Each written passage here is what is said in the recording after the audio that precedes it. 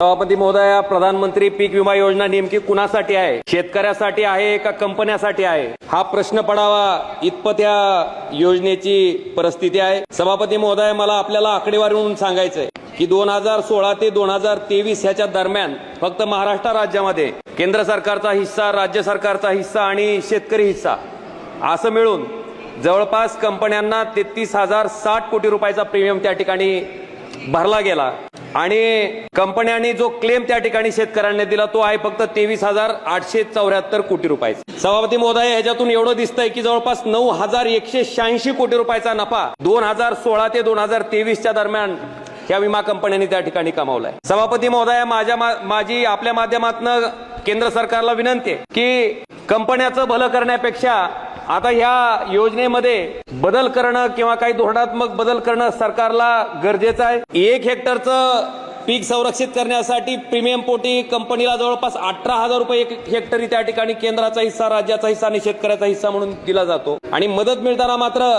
Company त्या ठिकाणी शेतकऱ्याच्या तोंडाला पानं पुसायचं काम करते। ऐन निवडणुकीच्या कालावधीमध्ये खरीप 2023च्या पीक विम्याच्या बाबतीत केंद्र सरकारनं 30 एप्रिल 2024ला एक परिपत्रक काढलं। ज्या परिपत्रकामुळं परत केंद्र सरकारचं धोरण कंपनीला धार्जिन आहे असं त्या ठिकाणी दिसतंय। सभापती महोदय, मला आपल्याला सांगायचं, आपल्या माध्यमातून सरकारला सांगायचंय की 2023ला खरीप पीक विम्यासाठी धाराशिव जिल्ह्यातील 7,53,382 शेतकऱ्यांनी त्या ठिकाणी विमा उतरवला।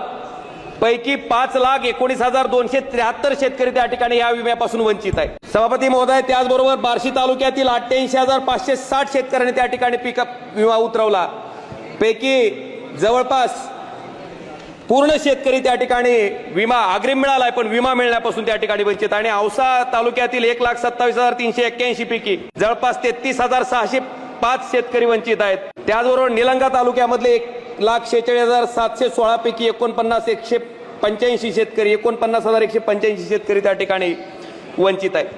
सभापती महोदय, आपल्या माध्यमातून मला सांगायचंय की हे परिपत्रक ऐन निवडणुकीच्या काळात आचारसंहिता असताना सरकारनं त्या ठिकाणी काढलंय।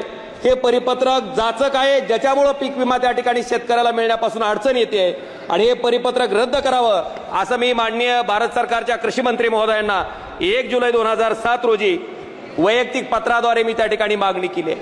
माझी आपल्या माध्यमातून केंद्र सरकारला विनंती आहे की ह्या पीक विमा योजनेच्या बाबतीत केंद्र सरकारनं फेरविचार करावा।